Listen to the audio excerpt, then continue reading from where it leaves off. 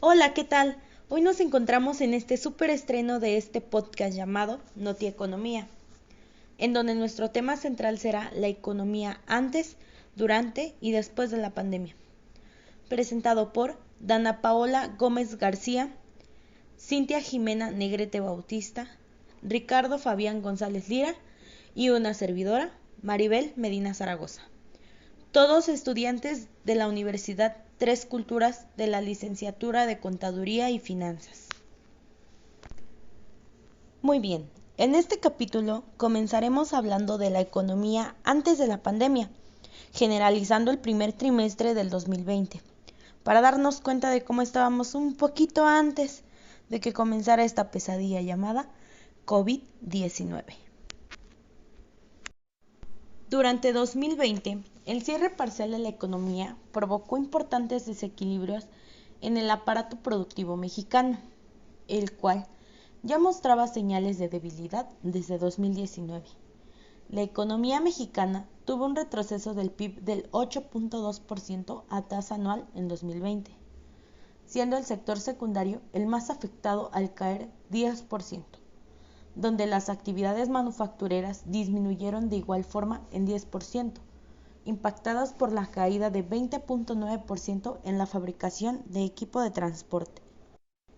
La caída en las actividades secundarias fue resultado de las afectaciones en la producción industrial a nivel mundial, incidiendo negativamente en las cadenas globales de valor e impactando en el precio del petróleo, el cual llegó a mostrar valores negativos durante abril del 2020. Asimismo, las medidas de confinamiento y las restricciones a la movilidad impactaron a las actividades terciarias al retroceder 7.7% anual, particularmente las relacionadas al comercio y turismo, donde, de acuerdo con los datos del INEGI, la llegada de turistas internacionales se redujo en 46% durante el 2020. Es importante resaltar que el turismo representa cerca del 9% del PIB total, además de concentrar el 6% de empleo en el país y como consecuencia de las restricciones a la movilidad y medidas de confinamiento establecidas, sufrió una caída del 43.6% durante 2020. En 2020, el incremento en la demanda de alimentos motivado por las medidas de aislamiento repercutió en menor medida al dinamismo de las actividades relacionadas al sector primario, siendo el único rubro en registrar crecimiento al avanzar 1.9% con relación al 2019. Sí, claro. También una de las cosas o de los porcentajes con más disminución fueron los empleos y la ocupación. ¿Creerán que en la Ciudad de México se perdieron 34.513 empleos formales? Esto base a los datos del Instituto Mexicano del Seguro Social. Y 48.396 fueron los empleos que se disminuyó desde el primer trimestre del 2019. Y con mayor razón, en el 2020, en su primer trimestre, la Ciudad de México se convirtió en la entidad con mayor desempleo formal. Y claro, como se supone o se suponía, en la ocupación, la población que había en el primer trimestre del 2020 era del 95.20% de gente que era activa económicamente. En la Ciudad de México hubo 4.2 millones de trabajadores con una disminución del 39.399 personas ocupadas. Esto en comparación al cuarto trimestre del 2019. Los trabajadores que ganaban un salario mínimo representaban el 22.64%. Esto era 12 millones de personas. La mayoría que eran ocupadas era el 35.74%. Estos ganaban entre un salario y dos salarios mínimos. Y esto se refería a 17.7 millones de personas.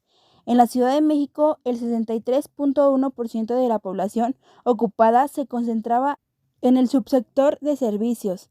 El porcentaje que representaba era el 654.487 trabajadores.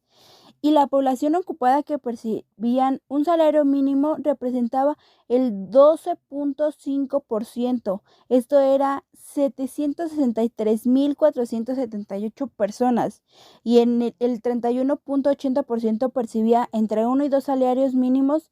Esto era 1.2.453.000 personas.